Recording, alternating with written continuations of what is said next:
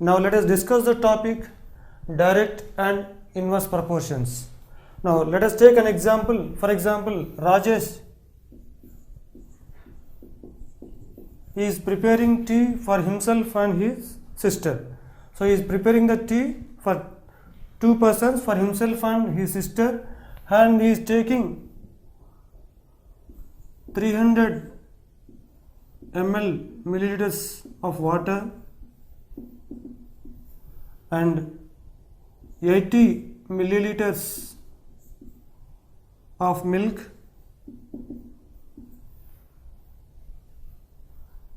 two teaspoons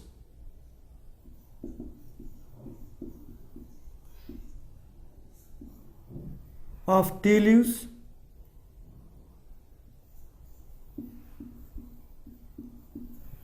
and 3 teaspoons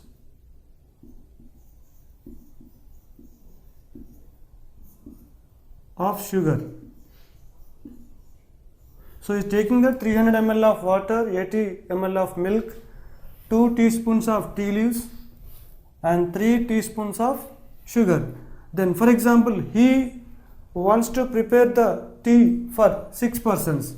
Now here he is preparing the tea for 2 persons. Then if he wants to prepare the tea for 6 persons, then how much quantity of each should be taken? So again we cannot take the same quantity of water and the same quantity of milk, teaspoons, same 2 teaspoons of tea leaves and 3 teaspoons of sugar. So he has to increase each item. Then how he has to increase? Now let us see some other situations which we face in day-to-day life. That for example, if the number of articles and the total cost. So if you increase the number of articles, then their cost also will be increased. Or if you decrease the number of articles purchased, then their total cost also decreases. And the amount deposited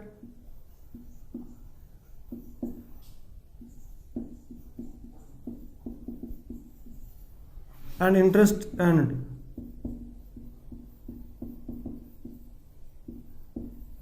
So these are also changing that.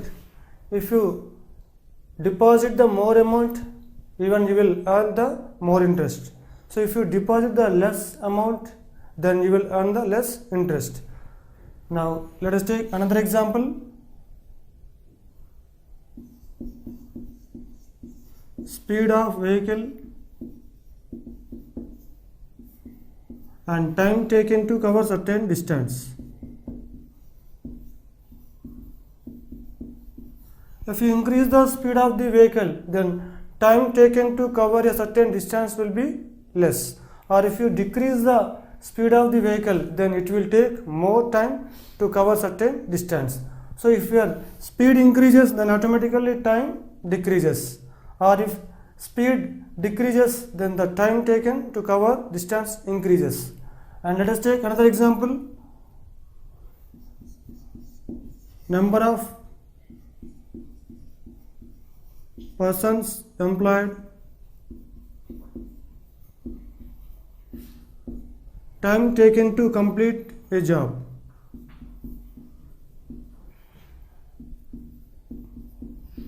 If more persons are employed, then it will take less time to complete a job. Or if less persons are employed, then it will take more time to complete certain job. So here also these two examples and these two examples. So if a quantity increases, then automatically the other quantity also increases. Or if one quantity decreases and the other quantity decreases.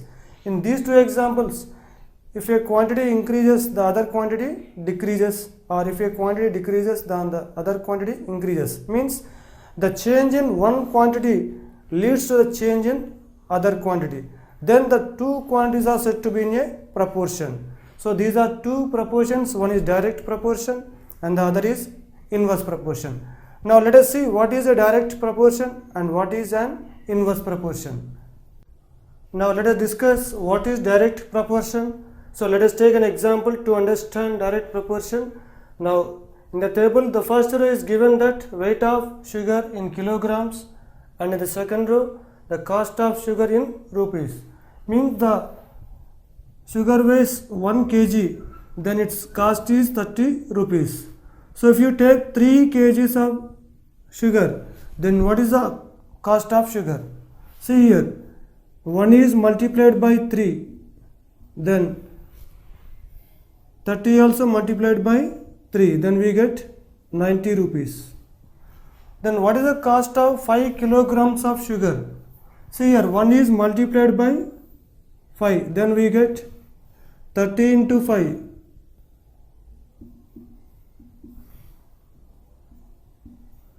So we get 30 into 5, 150 rupees. If the weight of sugar is 6 kilograms, then what is the weight? What is the cost of 6 kilograms of sugar? Then how to find the cost of 6 kilograms of sugar? Then here 1 is multiplied by 6. Then at the same time we can multiply 30 by 6. Then we get that 180 rupees. Then the weight of sugar is 80 kilograms. Then what is the weight of 8 kilograms of sugar?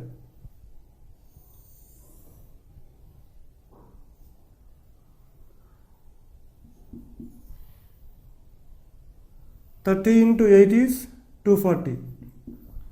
Now let us take another example. Petrol in liters and distance in kilometers. So if your vehicle is using 4 liters petrol, then it is covering the distance of 40 kilometers. If the same vehicle uses 8 liters of petrol, then how much distance does it cover? So here, how you got 8? We multiplied 4 by 2.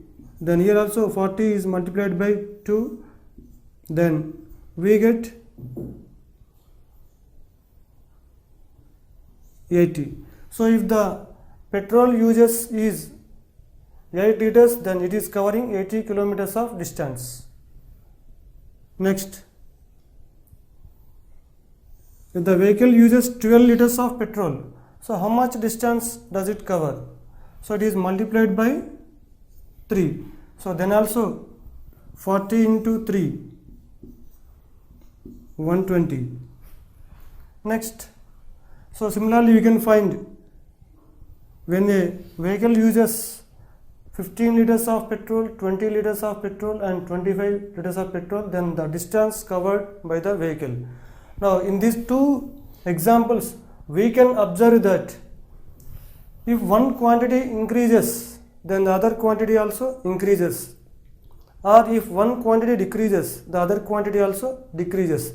So the variation in one quantity leads to the variation in other quantity, such that the ratio between two quantities remains a constant. Now let us see this constant ratio of these two quantities in each case. Now let us take the ratio of x and y in the first case.